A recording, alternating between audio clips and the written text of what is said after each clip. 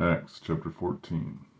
And it came to pass in Iconium that they went both together into the synagogue of the Jews, and so spake, that a great multitude both of the Jews and also the Greeks believed.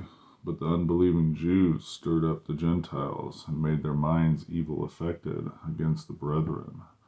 Long time therefore abode they, speaking boldly in the Lord, which gave testimony unto the word of his grace, and granted signs and wonders to be done by their hands.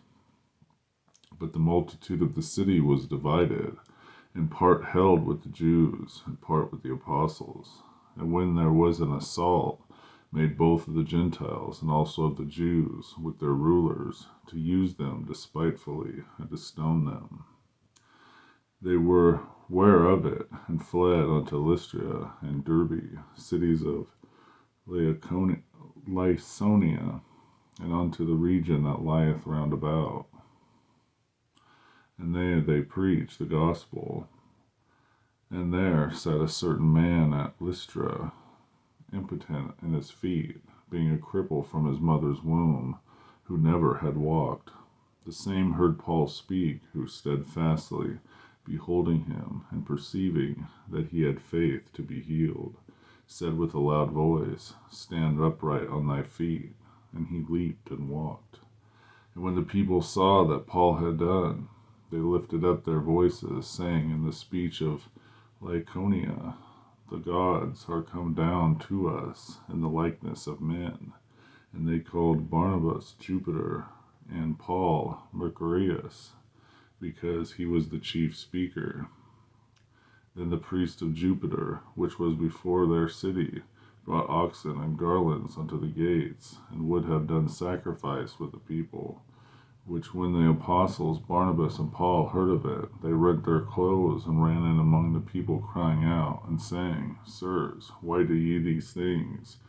We also are men like passions with you, and preach unto you that ye should turn from these vanities unto the living God, which made heaven and earth, and the sea, and all the things that are therein, who in times past suffered all nations to walk in their own ways. Nevertheless, he left not himself without witness, in that he did good, and gave his rain from heaven, and fruitful seasons, filling our hearts with food and gladness.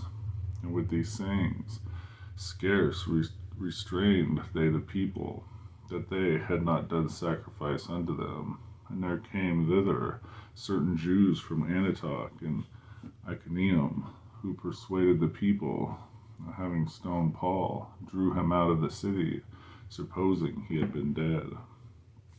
Howbeit, as the disciples stood round about him, he rose up and came into the city, and the next day he departed with Barnabas to Derbe. And when they had preached the gospel to that city, and had taught many, they returned again to Lystra and to Iconium and Antioch, confirming the souls of the disciples, and exhorting them to continue in the faith, and that we must through much tribulation enter into the kingdom of God. And when they had ordained them elders in every church, and had prayed with fasting, they commended them to the Lord, on whom they believed. And after they had passed throughout Pisidia, they came to Pamphylia. And when they had preached the word in Perga, they went down into Attalia, and thence sailed to Antioch, from whence they had been recommended to the grace of God for the work which they fulfilled. And when they were come and had gathered the church together, they rehearsed all that God had done with them, and now he had opened the door of faith unto the Gentiles. And they abode long time with the disciples. Acts chapter 14.